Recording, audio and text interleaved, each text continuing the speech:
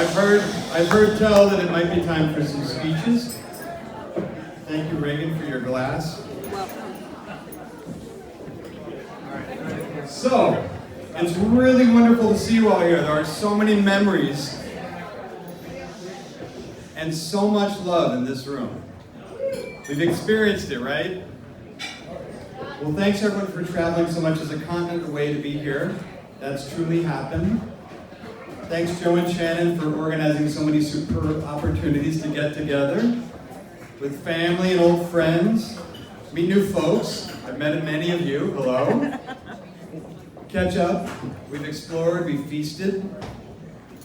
We're definitely living in a new age from the weddings of past, which we've been to.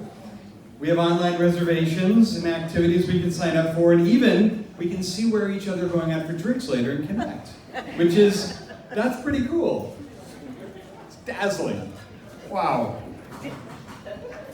I'm not one to read cards much, but I'm reading cards tonight because I have some stuff I really don't want to forget. So, speaking of things online, I did read several articles and watch a few videos on how to give a best man speech. I'm the best man. I gleaned much advice. Some of it didn't make much sense to me. I saw two recurring themes in the advice, which basically consisted of A, don't get drunk. Taking that in. B, don't be boring. Those are the two big ones I saw. Although, I really didn't. Although, a drunk best man speech I thought could help with the boredom issue. I opted for a sober, non-song-based speech without a wild Benny Hill-inspired video, which, by the way, if you Google like best man speech ever, there's like this crazy Benny Hill-inspired thing with the music and a guy running through who pretends to forget his speech, and I thought, should I do that? So, anyway, sorry, I'm not doing that. So I should mention that my brother Joe is not only filled with love, as we've all seen tonight, but he's a very brave man, not merely because he moved to New York City and changed careers with a toddler in the dangerous 90s where there were like body parts surfacing in the Hudson River. That really happened. But he also served in the Gulf War, and he cleaned up the Exxon oil spill in the 80s. Yeah, that's right. This is true. I don't know if you know that.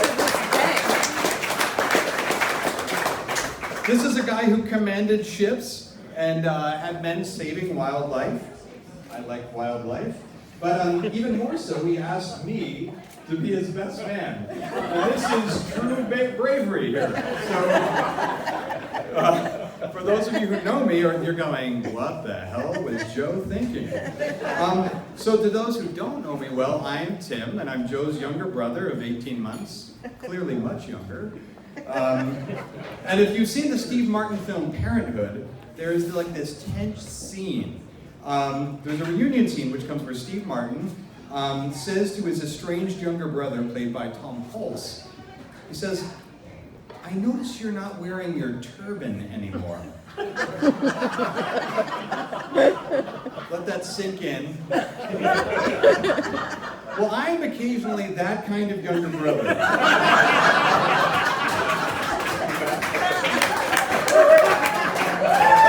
And the people who are being the loudest are going, yes! All right. The road less traveled type, which can occasionally be embarrassing for others. So, now, Joe never made any negative comments when I began wearing Alka-Seltzer packets and crudité as earrings in college. That really happened. At a time... If I wasn't in a suit, I might actually be wearing them tonight. At a time when any activity outside of the status quo was cause for serious suspicion of your entire character, that's what I was doing. Now, Joe, on the other hand, he's always been an achiever. And the kind of brother, I'm the younger brother, he's the older brother, who's very intelligent, and he's just good at life. So many lessons learned from observation as well as from direct instruction. Can you tell that I'm a teacher? We both ended up in education. I don't know how the hell that happened because the Ellis brothers were to be feared in Lancaster, Pennsylvania, where we grew up. So things like how to tie a necktie. my older brother Joe taught me. Joe, this is okay. Things like, hey, rinse the razor with cold water. That way the metal contracts and it's sharper.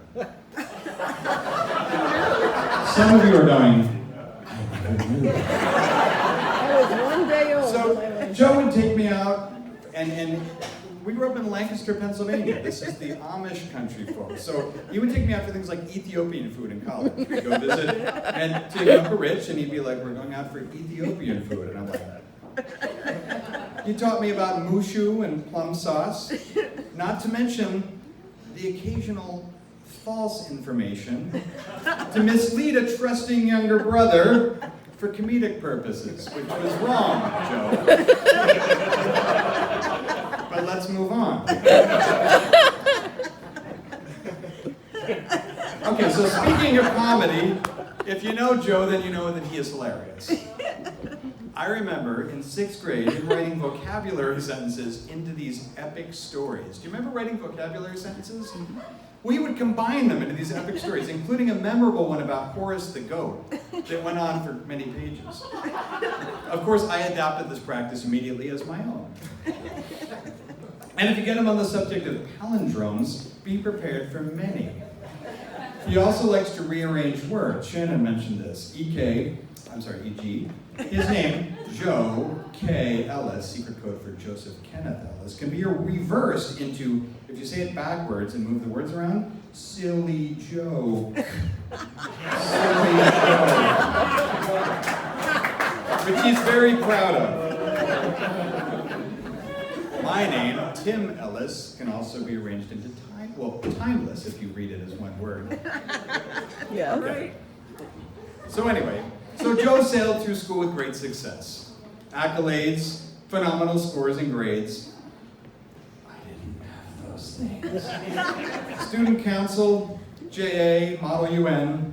It'd be years before I would not feel squelched by being the younger brother of Joe Ellis. But now I'm just proud.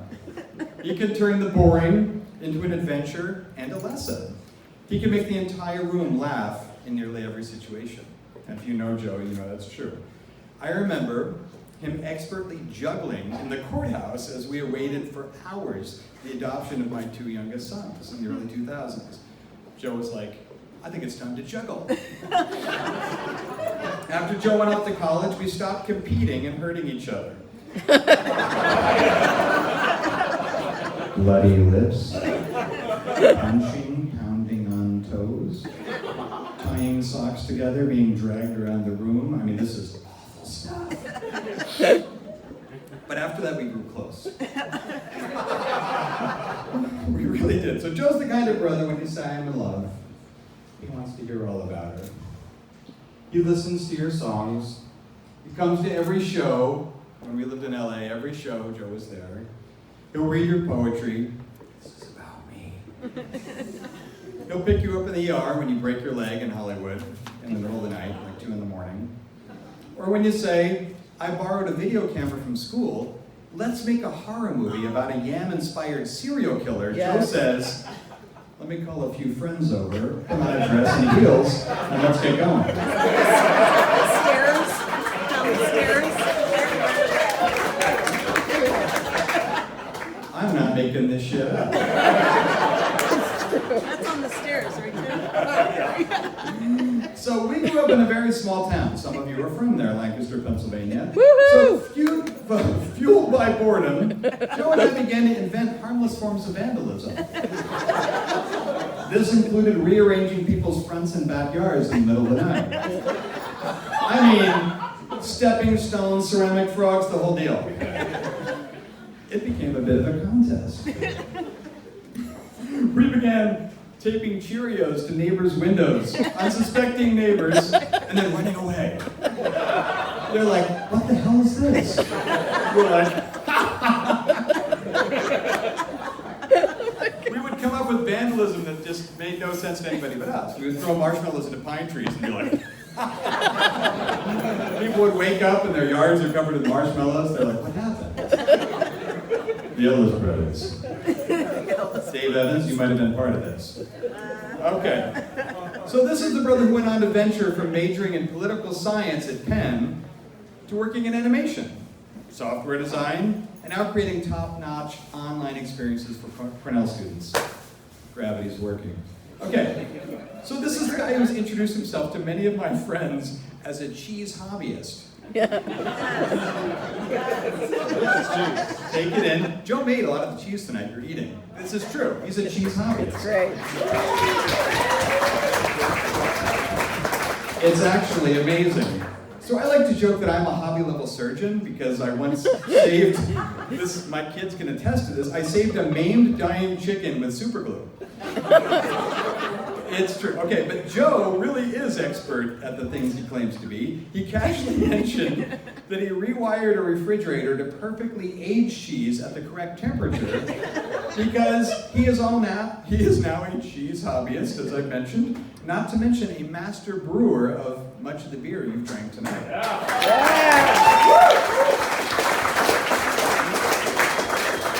Many of us, including me, have attempted to brew our own beer, and it didn't work out so well. But as you've tried Joe's beer, he actually knows what he's doing. So many other fascinating endeavors, I'm sure, are to follow. So anyway, this is the guy whose marriage we're celebrating tonight. He's a smart, funny, inquisitive, successful, expert leader, helper, and boredom destroyer. So Shannon, where are you? You're over there. Okay. You have signed up for a very wild ride with the greatest of guys. And that being a truly good guy, of which the world is sorely lacking good guys. I agree. So Shannon and I met only a few times, and we all knew right away that she was special. So my wife Donna and I met Joe and Shannon at LAX and went out for brunch and bottomless mimosas, as all good people do at 9:30 in the morning. Bottomless mimosas. And Joe was beaming. He was just beaming and so excited for us all to meet. And we all smiled. Literally, I remember our cheeks aching. We all joked about it, right? We were just laughing so much. Laughter was everywhere, especially, gravity's still working, after a worm was discovered in the rice pilaf. Take it in. So we talked to the manager about it. He had this long explanation about how it wasn't a worm, and it was vermicelli. It was a worm. Let's change the subject. So, anyway, Donna and I both love saying, oh, they'll soon be married, because love was all over that couple. Yeah.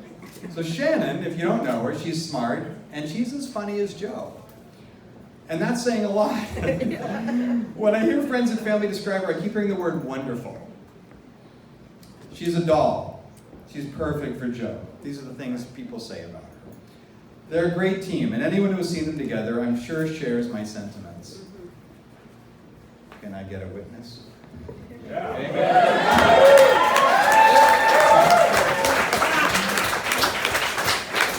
These people know how to party. All right. So marriage is still a thing. You've heard of it? Okay, but really, that's kind of amazing. I just heard someone say people are still getting married, right? At a time when it's very acceptable just to kind of roll through life and relationships quietly and casually, safely. If you don't get married, it's not so hard when you break up, because people aren't like, what the hell happened? You're like, we're just dating. But some people feel the power of love so strongly, they want to do something wild about it. It's a wild. They want those who matter most to them to travel whatever distances separate them. They want to dress in their finest and proclaim that they are in love. And they want all of us to celebrate this with them. They want to tell everyone they know that the person they want to spend the rest of their lives with is this person right here. And not just that, but this event will most likely be live streamed, FaceTimed, and posted about on social media for all those to see worldwide forever. And that's pretty outrageously cool if you ask me. That's why we're here today, right? All right. So now this is all coming from a guy who accidentally eloped in Vegas at Graceland Wedding Chapel, where you can be married by an Elvis impersonator. I opted not to. where John Bon Jovi was married, in case, you weren't impressed enough. And by the way, my wife Donna and I are still madly in love, and she so wishes she could be here tonight. By the way, Joe was my best man at our elopement. So, apparently Shannon's the type of woman that makes Joe forget about prior plans. And I actually think that's a really good sign. And no worries, because Shannon is not only sweet, but she's also organized and able to casually do business, making appointments and catch her flight to Tokyo in an hour, which she somehow did during that first brunch involving the worm. The first time I met her. So after they first began dating, Joe stayed with us for a while, and he talked about her for hours. Yeah, that's the kind of bride I want for my brother, right? Seriously, right? So some people, yeah. Some people settle down to get married. Others merge their journeys and join the adventure. Years ago, I had some great advice from a friend who compared married life to setting out on a great adventure together to explore, discover, and experience all of life together.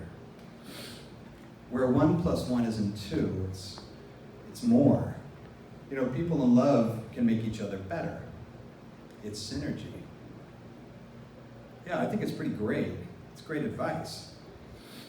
Many of you have in this room have experienced that kind of love, right? Yes. I have. All right, returning to the film Parenthood with Steve Martin. Thank God for Ron Howard films. Right. Okay, so my wife Donna and I often turn to each other and we quote this line from the film Parenthood. I hope you all rent it if you haven't seen it. There's this scene where Steve Martin's life is falling apart. He's got fired from his job. There's just this huge epic disaster. So his grandmother, kind of not really knowing what's going on, chimes in with this anecdotal memory. And Grandma explains, my wife told me not to do the voice, so I won't. When I was 19, Grandpa took me on a roller coaster. Up and down, up, down. Oh, what a ride. I always wanted to go again. It was just interesting to me that a ride could make me so frightened, so scared, so sick, so excited, and so thrilled all together. Some didn't like it. They went on the merry-go-round, but that just goes around and around. Nothing. I like the roller coaster. You get more out of it. I think Grandma knew what she was talking about. Well, that doesn't mean you all need to go join a cult and get run out of town by drug dealers and get your house firebombed like my wife and I did when we were first married. That's actually true. And we all can't expect that much fun in life, from life on our adventure, but a life lived out together really is the greatest adventure, isn't it? Mm-hmm. Yep. At a time where most things are a click away, love remains an elusive, rare gem. Where someone finds it, it's to be held up and admired and celebrated. So let's wish these two lovebirds a together life of experiences with a mindset of adventure and anticipation of great thrills to come. I wish you the roller coaster. Here's the roller coaster. With it. We're almost there. We're almost there. I got you, didn't I? Encore! Could someone bring me a glass, by the way? The toast is about to happen. I don't have one. Okay. Which is an expectation which I wholeheartedly expect to see fulfilled in these two. And I think none of us are doubting that. So please raise your glass with me to toast this couple. So here it goes to Joe and Shannon. You can clink for a minute. Here, clink. Clink. All right, here we go. To Joe and Shannon. They're still clinking. It's all right. It's like a winner. There's a lot of love in this room, I told you. Okay, so here we go.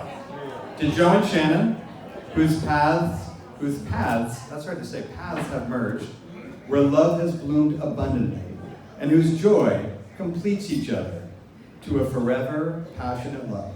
To Joe and Shannon.